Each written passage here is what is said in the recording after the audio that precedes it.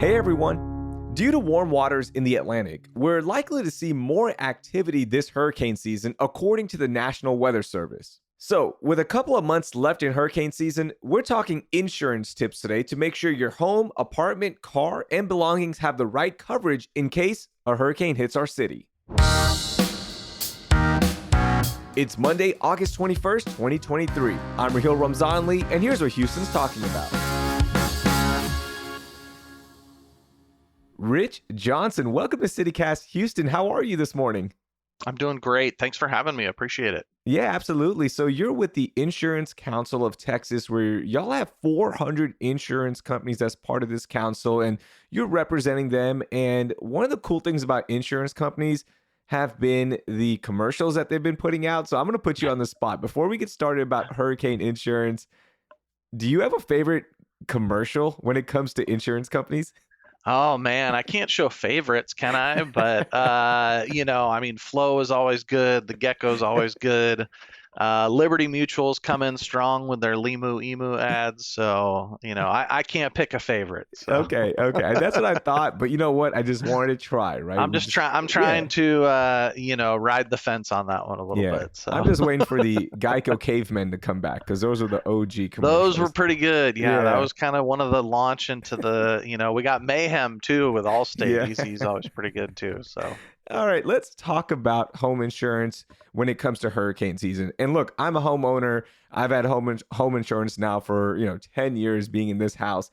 Even I'm confused about home insurance and hurricane season. So, first things first, how much coverage should homeowners be getting in their policy when they're comparing policies? Like, how does that work?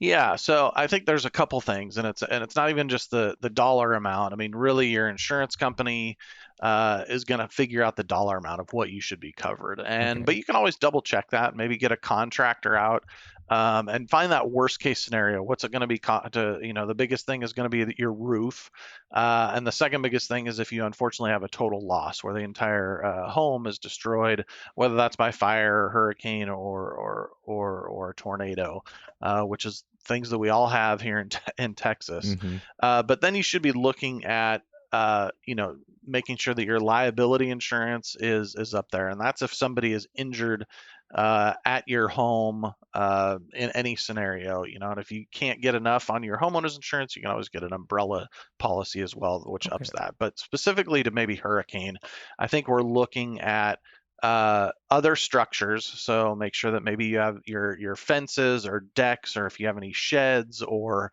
did you build an office on site? When this pandemic hit and everybody's working from home.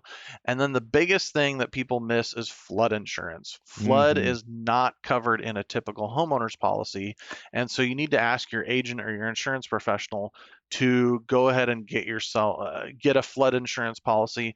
There are some private companies out there that do sell flood insurance. However, most flood insurance policies are sold through FEMA and the federal government through the National Flood Insurance Program. Yeah, and that was a big lesson I think a lot of Houston homeowners learned after Hurricane Harvey, right? Was the flood insurance because up until that point, a lot of people never dealt with it, right? And we all learned that you better get that FEMA flood insurance. Tell me a little bit more about that. So it's basically you sign up, your insurance agent will send you the information, you sign up. Now, the big thing with FEMA flood insurance is that they do have a waiting period, right? That's right. Yeah. So if you see a hurricane off the coast that's going to hit, in the next 5 days, you're kind of out of luck. They have a Mm. 30-day waiting period. So you go ahead. So from the day that you sign up and get approved, it's then 30 days until that policy kicks in. So really, right now, I mean, and even 30 days ago, you should have been shopping for flood insurance because we are right in the middle of hurricane season. August and September are always the most active Yeah. months here in Texas. So really look into that flood insurance now. What about just normal home insurance? Help me with the timeline on a home insurance policy, right? If a listener is like, whoa, I need to update it or I need to go ahead and get home insurance because we just moved into a new home. So let's say there is a hurricane coming and they panic. They're like, I need home insurance right now. Would that policy kick in once they sign up? So it depends. So if there is no imminent storm, there's nothing happening, then it's usually midnight of that day. So if I were to Okay. call today, it usually kicks in midnight, as long as everything works out. However, they can put restrictions on. So let's say there is a hurricane coming in, or maybe there's a massive wildfire that's 5 miles away from your house. They can go ahead and put a stop on new policies in certain areas. Okay. Um, so it's just something to look into. It, because they want to prevent that it's like, oh man, I see this storm coming, I need to get insurance today, or change or make changes to their policy. So they do put a freeze on new policies or changes to policies if there is something imminent that's about to happen in a particular area. Gotcha, gotcha. And that's why we're doing this episode because, we want everyone to be covered. We want everyone to get ahead of this. And again, as you said, it was probably a good idea 30 days ago, but still, it's dry right now. And we're hoping there's no major hurricanes, but that's why we wanted to get you on and explain some of this timeline issues that we could run into. Now, let's talk about afterwards, right? We all remember here in Houston the craziness after Hurricane Harvey trying to get a claim. What tips do you have for us in case a listener's house is damaged during a major storm or hurricane? Yeah, I think the first thing is another thing to do right now is to get a home inventory, Mm, and that's going to help you in that process afterwards. So that you could either put it in an Excel spreadsheet, write a list. The easiest thing to do though is to take your camera or your mobile phone and just do a 360 pan, a slow pan around every room in your house. Get what kind of countertops do you have? What kind of floors do you have? How many books are on your shelves? And then make a list of any kind of high dollar items and make sure that you have that inventory ready to go for when the worst happens and you have to make a claim. The next thing is go ahead and document any damage. You have any, if there's wind damage, if you have broken windows, do you have that flooding, any kind of damage that was done, make sure that you're documenting that and taking pictures of it. Go ahead and make temporary repairs. Let's say it's a pouring down rain, you have a hole in your roof, a broken window. If you're able to and it's safe, get it, cover it with a tarp, put it, maybe you need to put a piece of plywood over a window. Save those receipts because you can claim those on your mm. insurance policy, and then file that claim. Make sure you get that claim in as soon as possible. It is going to be busy after a big storm. So you want to get in the queue as early as possible. But now it's so easy. Most insurance companies, you can literally start a claim on your phone, Yeah. to at least get in the queue and get going. You can start uploading photos and any kind of documentation that you may have regarding your claim, and it's pretty easy these days. Welcome to Welch's Fruit SMR. Enjoy the big, bold, vibrant sounds of real fruit. Orange, pineapple, apple juice, strawberry spread, sparkling rosé. Ah. Mm-mm-mm. Made with real fruit for a taste as bold as you. Welch's, let's fruit stuff up. I want to talk about car insurance when it comes to hurricanes and major storms. One of the craziest images I remember after Hurricane Harvey was driving down 71 and you just see fields of cars that insurance companies put out there because, they no longer work, they were flooded, they were damaged, whatever it may be. Are there certain things to watch out for with car insurance in regards to storms? Yeah, the biggest thing is to go ahead and get is you need that comprehensive insurance. So that's Okay. going to cover you with hail. Sometimes if the broken windshield, that type of thing, they may have separate windshield coverage that you can buy instead of comprehensive. But for the most part, you want to get that comprehensive insurance because the collision insurance only kicks in if you're actually in an accident and you hit somebody. Mm, And so what we kind of say is collision is when you hit somebody, and a comprehensive is when something hits you other mm. than another person's car.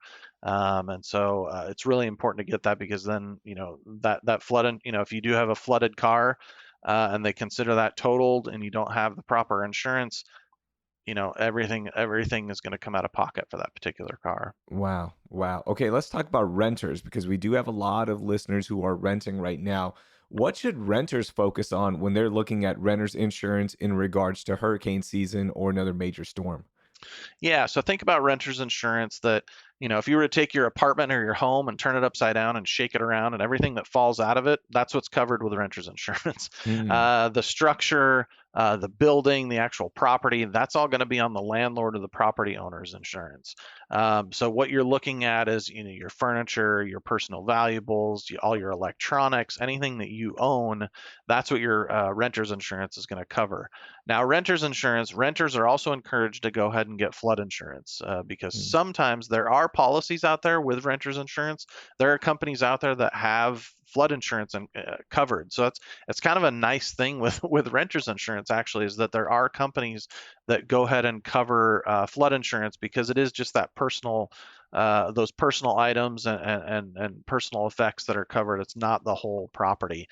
So you may find a policy, but check into that. That's really something to ask about and to look into with a renter's insurance policy. And if your company doesn't cover it, then you want to go ahead and look in to see if you can get a flood insurance policy through the NFIP, the National Flood Insurance Program. Gotcha. That makes a lot of sense. Now, I don't know. This is just me thinking out loud. Do residents on like second floor apartments or higher, should they get less coverage than first floor owners because they're at more of a risk for flooding and other damage, or does that even matter? It doesn't really matter. I mean, if you're up on the third or fourth floor, you probably won't need flood insurance. Yeah, It may be in your policy anyway. But as far as dollar amounts, again, it just goes back to the value of all your personal items and what kind of policy you gotcha. have. So it's really, have your insurance company look at it and say, hey, I recommend you get flood insurance or not. But sometimes, again, it's included and sometimes it's not with renter's insurance. Now, renters, should they reach out to their landlords right now and just understand the policy that the landlord might have in case there are any gaps or anything like that? Yeah, that's a really good idea. Reach out to your landlord, see if, check your lease. A lot of the times, landlords have required amounts or required coverages for renters insurance that you have to have in order to make your lease valid and to make their insurance valid. So reach out to them, see what kind of policies they have, as well as making sure that you have the proper coverage that your lease or that your landlord requires. All right, final question for you. What tips do you have for our listeners to prevent them, frankly, from getting screwed after a major storm that they can do right now and prevent in case things do go sideways and we're hit by a hurricane? Yeah, the biggest thing is just document everything and make that home inventory now because that's usually what's gonna kind of spur the most arguments. Well, I had this, well, I had that. Well, we can't tell because it's not here anymore, or, it's so damaged that we can't tell. So make sure that you document everything ahead of time, document everything afterwards. And then I think the biggest thing is let the process take place. I think there can be contractors, there's lawyers, there's all sorts of people that are looking to take advantage of situations. And if you just let the process take its route, and at the end of that process, if you feel that you're not being serviced properly by your company, then there's ramifications for that. But it's hard to say because everybody wants their home back. But be patient is the biggest thing after a big storm like that. Rich, thank you so much for joining us. Here's hoping that we don't have to use much of this advice after a storm, right? We want a clean season, but better to be prepared. So I appreciate you joining us and giving us these great tips. Yeah, absolutely. Thanks so much for having me. I really appreciate it. And everybody, check your policies, make sure you have the proper coverage, and do that, once or twice a year. Make sure that you have that all your ducks are in a row, because your home is your biggest asset for the most part, and you want your home protected. That was Rich Johnson from the Insurance Council of Texas. You can learn more about their work with the link in our show notes. Before we go, as we get closer to colleges getting back into session, Texas A&M has announced a 2-year tuition freeze for in-state undergrads across their 11 universities, including, yes, College Station. The estimated tuition and fees are currently over $11,000, so this is a much-needed announcement for students in the Texas A&M system. So, what do you think? Are college fees too high right now? Let us know by emailing us or texting us with the information in our show notes. That will do it for today. Thank you for listening, and I hope you learned something new.